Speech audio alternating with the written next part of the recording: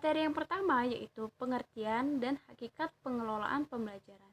Istilah pengelolaan pembelajaran berasal dari dua kata sekaligus. Masing-masing itu telah menjadi istilah sendiri, yaitu pengelolaan dan pembelajaran. Istilah pengelolaan berasal dari perusahaan, pembelajaran dari pendidikan. Dua istilah ini kemudian menjadi pengelolaan dan pembelajaran. Untuk memadukan pemahamannya, maka keduanya ini harus perlu digabungkan sehingga menjadi pengelolaan pembelajaran. Sehingga pengertian dan pemahamannya menjadi semakin mendetail dan terfokus. Kemudian, pengelolaan itu berakar dari kata kelola dan istilah lainnya yaitu manajemen, yang artinya ketatalaksanaan, tata pimpinan, dan penataan suatu kegiatan. Pembelajaran berasal dari kata belajar, yang artinya ialah suatu kegiatan yang dilakukan untuk mencari suatu informasi atau lebih. Pengertian belajar dapat didefinisikan atau dapat diartikan sebagai suatu proses usaha yang dilakukan seseorang untuk memperoleh perubahan secara keseluruhan sebagai hasil pengalaman sendiri dalam atraksi dalam lingkungannya. Dan pengelolaan pembelajaran pada hakikatnya mengacu pada dua upaya untuk mengatur, mengendalikan, memanajemen aktivitas pembelajaran berdasarkan konsep-konsep dan prinsip-prinsip pengajaran untuk menyukseskan tujuan pengajaran sehingga pengajaran tersebut tercapai secara efektif, efisien, dan produktif, yang diawali dengan penentuan strategi dan perencanaan, diakhiri dengan penilaian. Penilaian tersebut pada akhirnya dapat dimanfaatkan sebagai umpan balik para peserta didik atau umpan balik para siswa-siswa.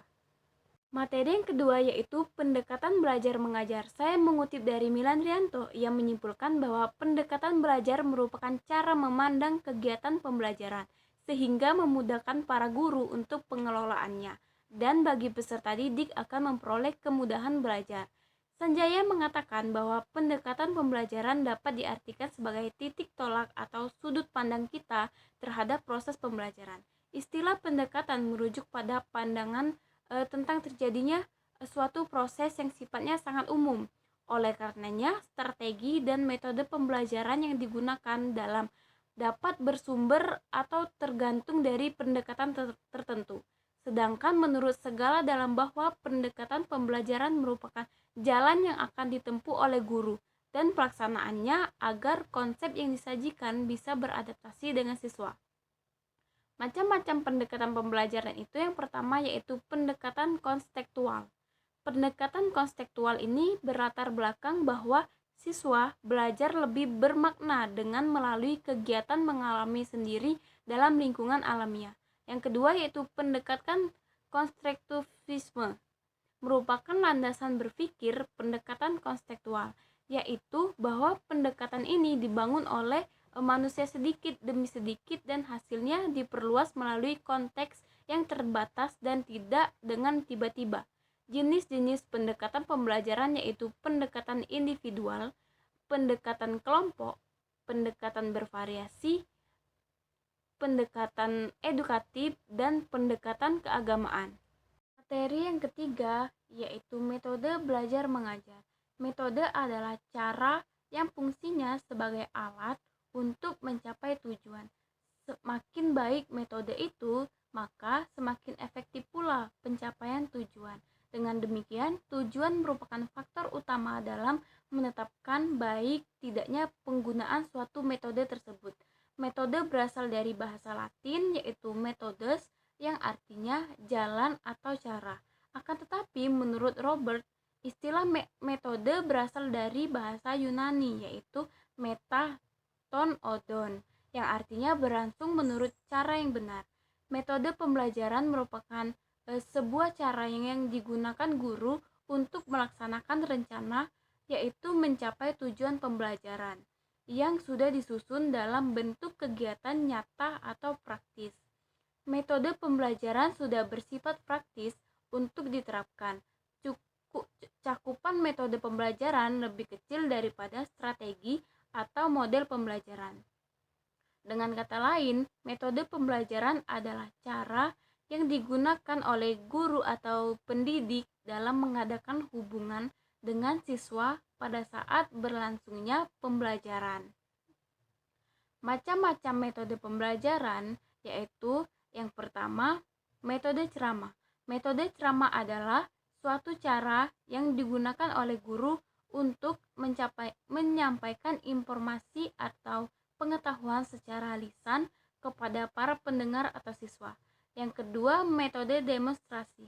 Metode demonstrasi adalah metode belajar dengan cara memperagakan barang atau kejadian ataupun urutan melakukan kegiatan baik secara langsung maupun melalui penggunaan media pengajaran yang relevan dengan pokok bahasan atau materi yang sedang disajikan.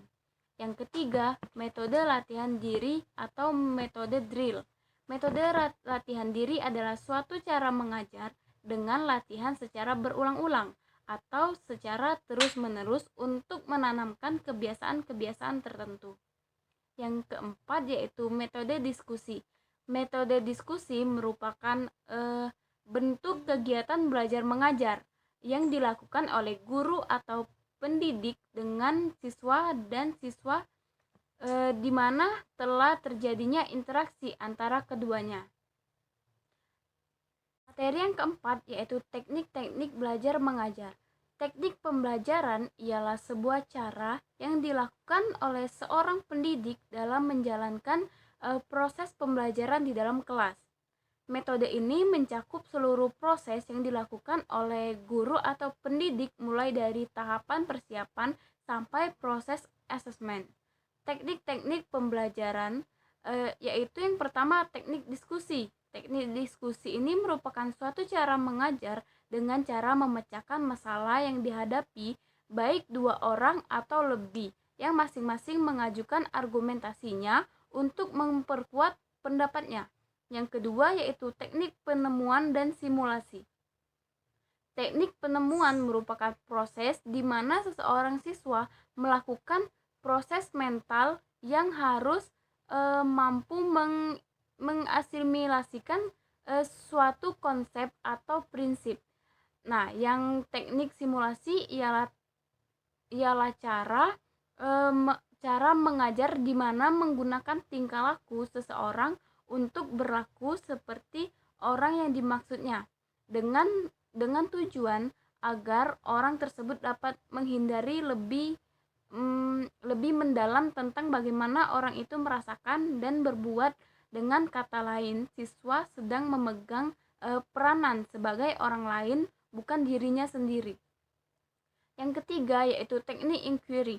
Inquiry ini adalah teknik pengajaran guru di depan kelas di mana guru membagi tugas meneliti suatu masalah ke kelas-kelas. Nah, yang keempat yaitu teknik karya wisata.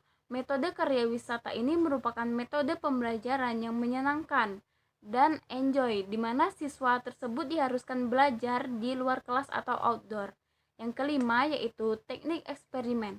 Teknik eksperimen merupakan salah satu cara mengajar di mana seorang siswa diajak untuk beruji coba atau mengadakan pengamatan, kemudian hasil pengamatan tersebut disampaikan di dalam kelas dan dievaluasi oleh guru atau pendidik.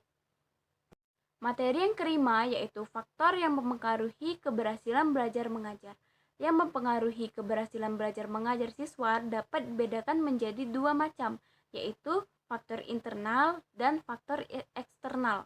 Faktor internal yang berasal dari dalam diri seseorang. Contohnya seperti kesehatan, inteligensi dan bakat, minat dan motivasi, dan cara belajar.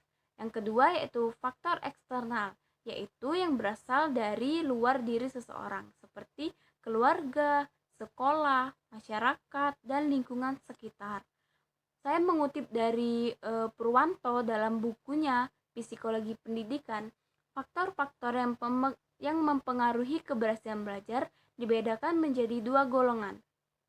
Yang pertama, faktor yang ada pada diri organisme itu sendiri atau yang kita sebut dengan faktor individual. Yang termasuk faktor individual antara lain seperti faktor kematangan atau pertumbuhan, kecerdasan, latihan, motivasi, dan faktor pribadi.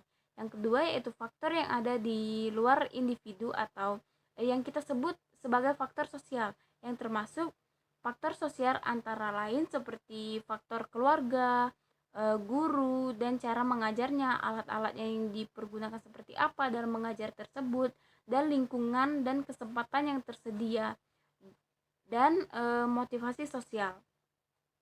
Menurut hal-hal yang mempengaruhi proses belajar antara lain yang pertama itu waktu istirahat, yang kedua itu pengetahuan tentang materi, yang ketiga itu pengertian terhadap materi yang dipelajari, dan yang terakhir itu pengetahuan akan prestasi diri sendiri. Materi yang keenam yaitu pengembangan dan pemanfaatan strategi belajar mengajar. Strategi dalam pembelajaran adalah cara untuk menseleksi serta mengurutkan proses belajar atau kegiatan pembelajaran dalam suatu lembaga pendidikan. Macam-macam strategi pendidikan, yaitu yang pertama strategi pendidikan problem based learning, metode yang mengenalkan siswa pada suatu kasus atau masalah yang memiliki keterkaitan dengan materi yang dibahas. Siswa tersebut kemudian akan diminta untuk mencari solusi untuk menyelesaikan kasus atau masalah tersebut. Yang kedua yaitu strategi pembelajaran active learning. Pembelajaran active learning adalah strategi pembelajaran yang menekankan keaktifan siswa atau si pembelajar secara fisik, mental, intelektual, dan emosional untuk memperoleh hasil belajar yang berupa perpaduan antara kognitif, afektif, dan psikomotorik. Yang ketiga yaitu strategi pembelajaran collaborative learning. Collaborative learning atau pembelajaran kolaboratif adalah situasi di mana terdapat dua atau lebih orang yang sedang belajar atau berusaha untuk belajar sesuatu secara bersama-sama.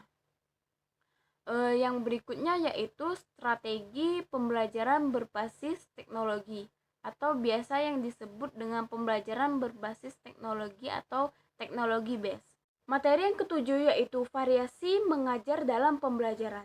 Variasi mengajar dalam sebuah pembelajaran yaitu sebuah proses atau perubahan kegiatan yang dilakukan oleh guru atau pendidik dalam konteks proses interaksi belajar mengajar. Dari beberapa sumber yang saya dapatkan, bahwasanya variasi mengajar ini dapat membantu meningkatkan motivasi belajar siswa dan memudahkan guru dalam menyampaikan materi pembelajaran. Tujuannya adalah untuk meningkatkan perhatian siswa dalam belajar, meningkatkan motivasi dan rasa ingin tahu siswa, serta menumbuhkan sikap positif terhadap guru dan memelihara cara belajar yang sesuai agar menjadi efektif dan efisien.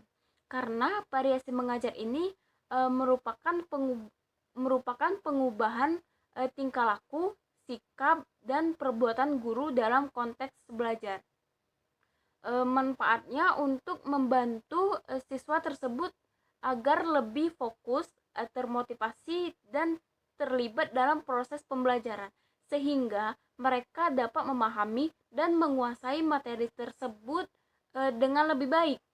Bahwa variasi mengajar dalam pembelajaran melibatkan perubahan dalam gaya mengajar dan penggunaan metode pembelajaran seperti media, sumber belajar, contoh, interaksi, dan kegiatan peserta didik untuk menciptakan pembelajaran yang lebih menarik, bermakna, dan efektif bagi siswa tersebut. Materi yang kedelapan yaitu pengelolaan kelas. Pengelolaan kelas merupakan aspek penting dalam proses pendidikan. Hal ini melibatkan berbagai strategi dan teknik yang bertujuan untuk menciptakan lingkungan pembelajaran yang efektif, aman, dan mendukung. Nah, beberapa poin penting dalam pengelolaan kelas meliputi yang pertama itu pembentukan hubungan positif, di mana guru perlu menjalin hubungan yang baik dan positif dengan siswanya sehingga tercipta suasana belajar yang menyenangkan dan mendukung pembelajaran tersebut. Yang kedua, konsisten dalam menerapkan suatu aturan dan konsekuensi.